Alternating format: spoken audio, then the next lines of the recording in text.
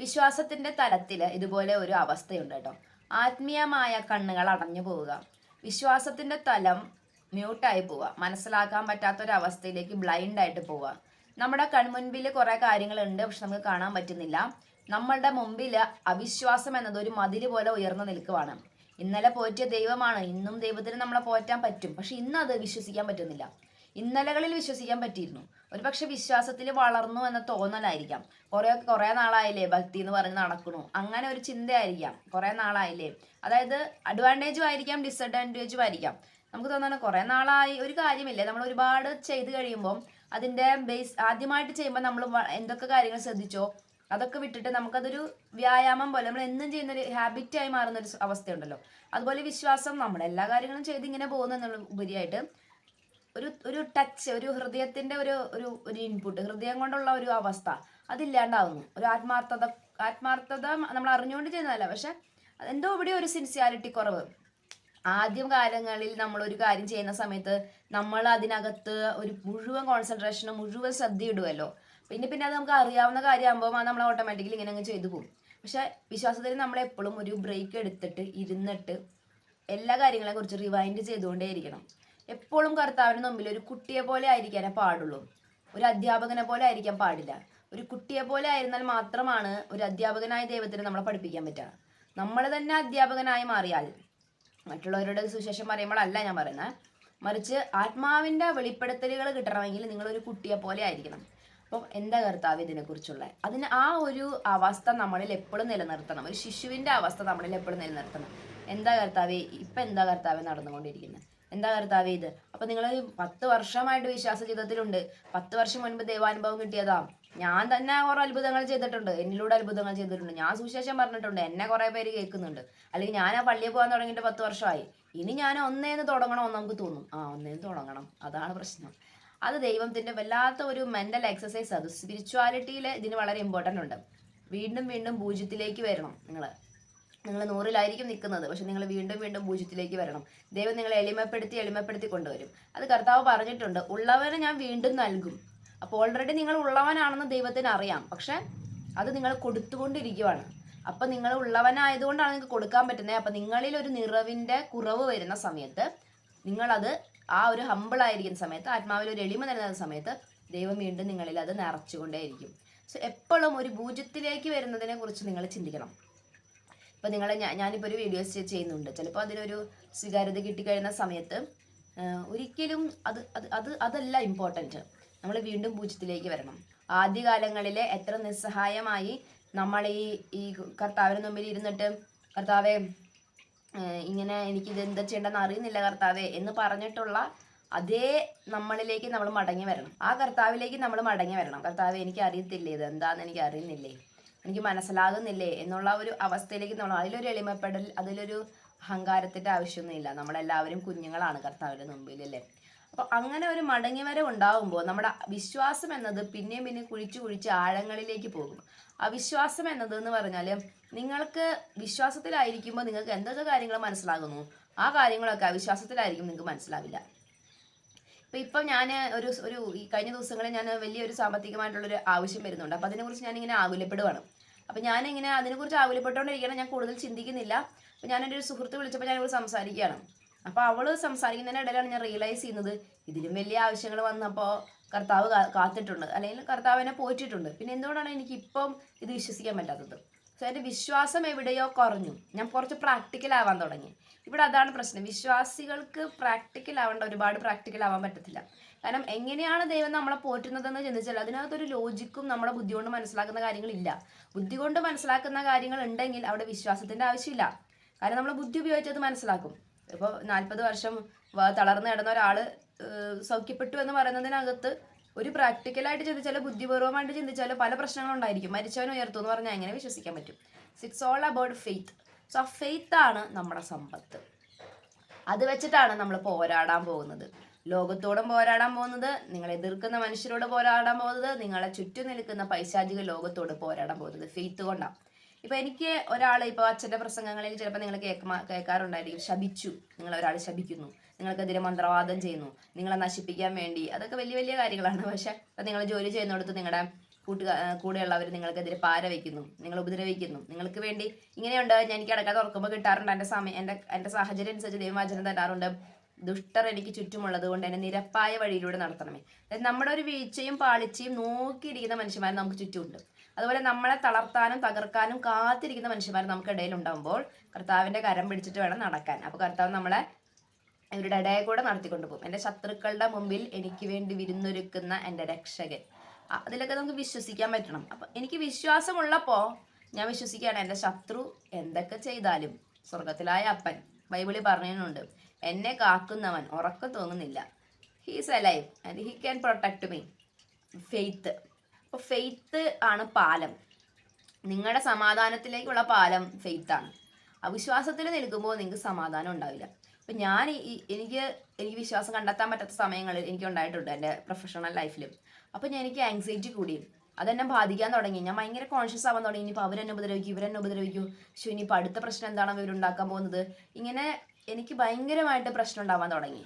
പക്ഷെ ഞാൻ മനസ്സിലാക്കി എവിടെയോ എൻ്റെ വിശ്വാസം കുറയുന്നുണ്ട്. ഞാൻ എൻ്റെ വിശ്വാസം ശക്തമായിട്ട് പ്രവർത്തിപ്പോൾ ഞാനിങ്ങനെ നടക്കുന്നുണ്ട്. അവരവിടെ എന്ത് ചെയ്യുന്നുണ്ടോ എന്ത് ചെയ്യുന്നില്ലെന്നൊന്നും എനിക്കറിയില്ല. അവർ ചെയ്യുന്നുണ്ടോ ചെയ്യുന്നില്ല ഞാൻ അന്വേഷിക്കാനും പോകേണ്ട കാര്യമില്ല. കർത്താവ് എന്നെ പറഞ്ഞിട്ടുണ്ട്, എന്നെ പ്രൊട്ടക്ട് ചെയ്യുമെന്ന് എനിക്കറിയാം. എന്നെ പരിപാലിക്കാൻ എൻ്റെ കർത്താവിനാണ്. ഞാൻ വിശുദ്ധിയിൽ ജീവിക്കുക, ഞാനായിട്ടൊരു പ്രശ്നങ്ങൾ ഉണ്ടാക്കാതിരിക്കുക, ഞാനായിട്ട് തിന്മ ചെയ്യാതിരിക്കുക. ഞാൻ തന്നെയും തിന്മ ചെയ്താൽ ഇസ്രായേൽ എപ്പോഴാണ് പരാജയപ്പെടുന്നത്? ഇസ്രായേൽ പരാജയപ്പെടാൻ വേണ്ടിയിട്ട് ശത്രുക്കളോട് പറഞ്ഞു കൊടുക്കുന്ന രഹസ്യം എന്താണ്? ഇസ്രായേലിനെ കൊണ്ട് പാപം ചെയ്യിപ്പിക്കുക. ഏത് പാപം? വിഗ്രഹാരാധന. ദൈവത്തെ മാനിക്കാത്ത തരത്തിൽ നിന്റെ ജീവിതത്തിനെ കൊണ്ടുപോയി കഴിഞ്ഞു കഴിഞ്ഞാൽ ദൈവം നിന്റെ ജീവിതത്തിൽ നിന്നും നിസ്സഹായനാവുകയാണ്. ദൈവം നിന്നെ ഉപേക്ഷിക്കുകയല്ല ചെയ്യുന്നത്, നീ ദൈവത്തെ ചൂസ് ചെയ്യാതിരിക്കുകയാണ് ചെയ്യുന്നത്. സോ ദൈവത്തിന് നമ്മുടെ ജീവിതത്തിൽ ഒന്നും ചെയ്യാൻ പറ്റാതായിരിക്കുകയാണ്. ദൈവത്തിന് നമ്മളെ പ്രൊട്ടക്ട് ചെയ്യാൻ പറ്റും, പക്ഷെ നമ്മൾ പറയണം എനിക്ക് ദൈവത്തെ വേണ്ട, ഞാൻ ഈ മനുഷ്യന്മാരെയൊക്കെ കണ്ട് ജീവിച്ചോളാം, അല്ലെങ്കിൽ മനുഷ്യന്മാരെ ഡിപ്പെൻഡ് ചെയ്ത് ജീവിച്ചോളാം, അല്ലെങ്കിൽ ഞാൻ വേറെ ചില കാര്യങ്ങൾക്ക് വേണ്ടി പൊക്കോളാം. അപ്പം ദൈവം അവിടെ ഹെൽപ്ലെസ് ആവുന്നത് കൊണ്ട് ദൈവം മാറിപ്പോകുമ്പോൾ അവിടെ നിന്റെ ശത്രു നിന്നെ ആക്രമിച്ച് തോൽപ്പിക്കും. കാവൽക്കാരനെ മാറ്റി നിർത്തി കഴിയുമ്പോൾ ആടുകൾ ആക്രമിക്കപ്പെടുന്നത് പോലെയാണത്. ഈശോയിൽ പറയാമുള്ളവരെ, ഫെയ്ത്ത് എന്ന് പറയുന്നതാണ് നമ്മുടെ സ്ട്രെങ്ത്, നമ്മുടെ വെപ്പൺ അതാണ്. ഈ ലോകത്ത് ദൈവമക്കൾ തലതാഴ്ത്തി കുനിഞ്ഞ് എല്ലാത്തിനെയും ഭയന്ന്, അധികാരികളെ ഭയന്ന്, എന്താ പറയുക, അടിച്ചമർത്തപ്പെടുന്നവരെ ഭയന്ന്, രാഷ്ട്രീയ നേതാക്കളെ ഭയന്ന് ജീവിക്കേണ്ടവരാണ് എന്ന് ഞാൻ വിശ്വസിക്കുന്നില്ല. ഞാനൊരു സാധാരണ സ്ത്രീയാണ്, കാഴ്ചയിൽ ചെറിയ ആളാണ്, പക്ഷേ എൻ്റെ അപ്പൻ്റെ ചിറകുകൾ മതി എനിക്ക് പറക്കാൻ എന്നെനിക്ക് ബോധ്യമുണ്ട്. എന്നെ പ്രൊട്ടക്ട് ചെയ്യുന്ന ഒരു ടൈപ്പ് ഓഫ് വിങ്സ് എനിക്ക് ചുറ്റും ഉണ്ടെന്ന് ഞാൻ വിശ്വസിക്കുന്നുണ്ട്. നിങ്ങളും അത് വിശ്വസിക്കണം. ഒരു ജോലി മേഖലയിലേക്ക് പോകുമ്പോൾ, ഒരു ജോലിക്ക് വേണ്ടി അപ്ലൈ ചെയ്യുന്ന സമയത്ത് നിന്റെ മുമ്പിലിരിക്കുന്നവനെ കാണുമ്പോൾ നീ വിറക്കേണ്ട കാര്യമില്ല. നിന്റെ കൂടെ ഉള്ളവൻ അവനേക്കാൾ വലിയവനാണ്. അപ്പോൾ വചനം പറഞ്ഞ് പ്രാർത്ഥിക്കണം. എന്നെ ശക്തനാക്കുന്നതിനോട് എനിക്ക് വലിയ കാര്യങ്ങൾ ചെയ്യുന്നില്ല. 2, എൻ്റെ ഉള്ളിലുള്ളവൻ പുറമായുള്ളവനേക്കാൾ വലിയവനാണ്. സോ അപ്പോൾ പിന്നെ ഞാൻ എന്തിനാണ് പേടിക്കുന്നത്? പിന്നെ നിന്നെ കാക്കുന്നവൻ സ്വർഗത്തിലിരുന്ന് നിന്റെ മുഖം നോക്കിക്കൊണ്ടേയിരിക്കുവാണ്. നിന്റെ കാവൽ മാലാഖമാർ നിന്നെ പ്രൊട്ടക്ട് ചെയ്തുകൊണ്ടേയിരിക്കുവാണ്. ഒരു തലമുടി നാരിഴ വീഴുന്നത് അറിയുന്നുണ്ടെന്ന് പറയുന്ന കർത്താവാണ്. അപ്പം നിന്റെ തേങ്ങലുകൾ അറിയുന്നില്ലെന്നാണോ? നിന്റെ കണ്ണുനീര് അറിയുന്നില്ലെന്നാണോ? നിന്റെ വേദന അറിയുന്നില്ലെന്നാണോ? അപ്പം ഇതെല്ലാം ഫെയ്ത്താണ്. ഈ ഫെയ്ത്ത് ഉണ്ടാക്കാൻ വേണ്ടിയാണ് നമ്മൾ വേദപാഠ ക്ലാസ്സുകളാണെങ്കിലും പള്ളിയാണെങ്കിലും റിലീജിയസ് ആയിട്ടുള്ള സംഗതികളാണെങ്കിലും പോകുന്നത്. ആഘോഷിക്കാൻ പോകേണ്ട ഇടമല്ല ദേവാലയവും വേദപാഠം പോലുള്ള കാര്യങ്ങളൊക്കെ. ആഘോഷിക്കാനല്ല. മനുഷ്യ ജീവിതത്തിന്റെ സംഘർഷങ്ങൾ അതിരൂക്ഷമാണ്. അവനെ കൊണ്ട് പൊരുതാൻ പറ്റത്തില്ല. അവനെ കൊണ്ട് പറ്റുന്നതിനും അപ്പുറത്താണ് അവൻ്റെ പ്രശ്നങ്ങൾ. അവന് അന്നന്നത്തെ അന്നത്തിന് വേണ്ടി ഓടിക്കൊണ്ടേയിരിക്കുന്ന ഒരു ജീവിതം, നരക തുല്യമായി ജീവിക്കുന്ന മനുഷ്യർ, രോഗാവസ്ഥകളിൽ പൊരുതുന്ന മനുഷ്യൻ, ഈ അവസ്ഥയിലൊക്കെ ഇരിക്കുന്നവൻ എങ്ങനെ ജീവിതത്തെ 2 കൈ നീട്ടി സ്വീകരിക്കാൻ സാധിക്കും?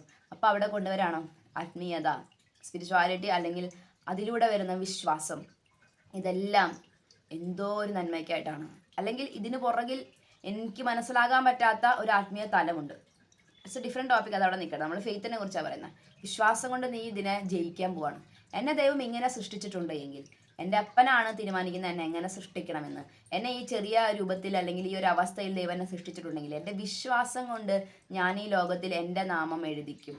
എനിക്ക് വേണ്ടി ഒരു ഇടം എൻ്റെ കർത്താവ് കണ്ടെത്തിയിട്ടുള്ളത് കൊണ്ടാണ് ദൈവം എന്നെ ഭൂമിയിലേക്ക് അയച്ചത്. കർത്താവ് പറഞ്ഞു, ഞാൻ നിങ്ങൾക്ക് വേണ്ടി മുറികൾ ഉണ്ടാക്കുന്നുണ്ട്. ഈ പ്രപഞ്ചത്തിൽ നിനക്ക് വേണ്ടി ഒരു ഇടം ദൈവം ഉണ്ടാക്കിയിട്ടുണ്ട്. ആ ഇടത്തിലേക്ക് നിന്നെ കൊണ്ടുവരാൻ വേണ്ടിയിട്ടായിരിക്കാം നീ ചിലപ്പോൾ ഞെരുങ്ങുന്നത്. നീ മറ്റാരുടെയോ പോലെയൊക്കെ ആവാൻ ശ്രമിക്കുവാണ്, നീ മറ്റുള്ളവരെ പോലെ ആവാൻ ശ്രമിക്കുവാണ്. അതിൻ്റെ ഒന്നും അവരത് ചെയ്ത് ഇത് ചെയ്ത് എന്നുള്ളതല്ല. നിന്റെ അപ്പനായ ദൈവം നമുക്ക് വേണ്ടി ഒരിടം ഈ പ്രപഞ്ചത്തിൽ കണ്ടെത്തിയിട്ടുണ്ട്. ആ ഇടത്തിലേക്ക് നിന്നെ കൂട്ടിക്കൊണ്ടുവരാൻ വേണ്ടിയിട്ടാണ് സർവശക്തനായ ദൈവം നിന്നോട് പറഞ്ഞുകൊണ്ടിരിക്കുന്നത്. ആ വഴിയല്ല മക്കളെ, ഈ വഴിയല്ല മക്കളെ, ഞാൻ വഴിയിലൂടെ വാ. നിനക്ക് വേണ്ടി ഒരു ഇടമുണ്ട്. ഈ ഇടം മറ്റാരെ കൊണ്ട് തട്ടിപ്പറിക്കാൻ പറ്റുന്നതല്ല. മനുഷ്യന്മാരെ വിചാരിച്ച് ഇല്ലാതാക്കാൻ പറ്റുന്നതല്ല. ബിസിനസ്സിൽ ദൈവം നിന്നെ വളർത്താൻ വേണ്ടി ദൈവത്തിന്റെ കാര്യം നിന്റെ തലയ്ക്ക് മുകളിൽ വന്നിട്ടുണ്ട് എങ്കിൽ നീ വളരുക തന്നെ ചെയ്യും. അതിൻ്റെ അപ്പുറത്ത് അതിനേക്കാളും വലിയ ബിസിനസ് തുടങ്ങി, ഇതിൻ്റെ ഇപ്പുറത്ത് ഇതിനേക്കാളും വലിയ ഇൻവെസ്റ്റ്മെന്റ് ചെയ്തു, ഇതൊന്നും ഇവിടെ വിഷയമല്ല. ദൈവം നിനക്ക് പോറ്റാൻ വേണ്ട വക തരും. ഞാൻ കർത്താവിനോട് ചോദിക്കാൻ, കർത്താവ് എനിക്ക് ജീവിക്കാനുള്ള തുക തരണേ എന്ന് ചോദിക്കുമ്പോൾ ബൈബിളിൽ തുറക്കുമ്പോൾ കർത്താവ് പറയും, നിനക്കും നിന്റെ ജോലിക്കാർക്കും വേണ്ടത് ഞാൻ തരും. ഞാൻ നിറഞ്ഞു കഴിഞ്ഞാൽ മാത്രമേ എനിക്ക് എൻ്റെ ജോലിക്കാരെ പോറ്റാൻ പറ്റൂ. എൻ്റെ കയ്യിൽ ഇല്ലെങ്കിൽ എനിക്ക് ജോലിക്കാരും ഉണ്ടാവില്ല, ജോലിക്കാർക്ക് കൊടുക്കാൻ എൻ്റെ കയ്യിൽ പൈസ ഉണ്ടാവില്ല. അവർ നിനക്കുള്ളതും തരും. നീ ഞാൻ ജോലിക്കാരെ വെച്ചാൽ അവരുടെ ജീവിതം നന്നാക്കാൻ വേണ്ടി ഞാൻ നിനക്ക് തരും.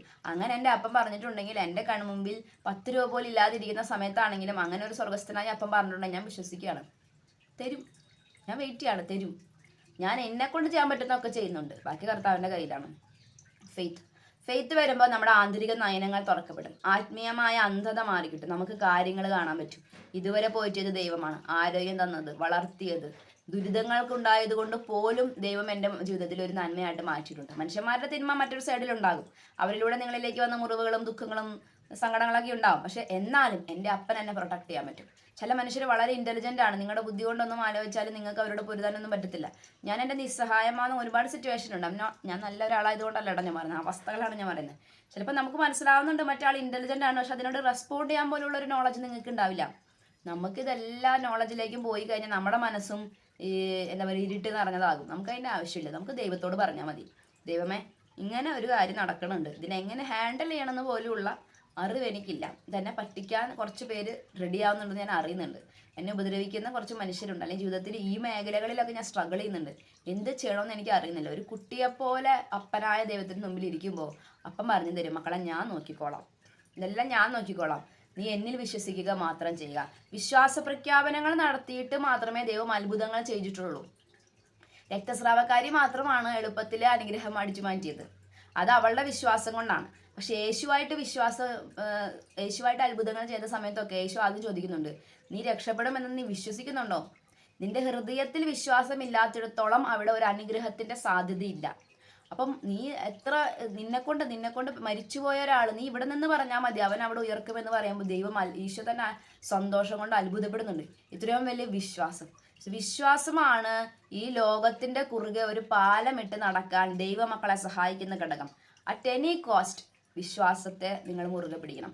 ഈ വിശ്വാസം എന്ന് പറയുന്നത് എന്താ പറയുക, ഒരു പാത്രത്തിലെ വീഞ്ഞു പോലെ ആണെങ്കിൽ അല്ലെങ്കിൽ വെള്ളം പോലെ ആണെങ്കിൽ എന്തെങ്കിലുമൊക്കെ ആണെങ്കിൽ അത് കുറയും തോറും അത് കൂട്ടി കൊണ്ടുവരണം.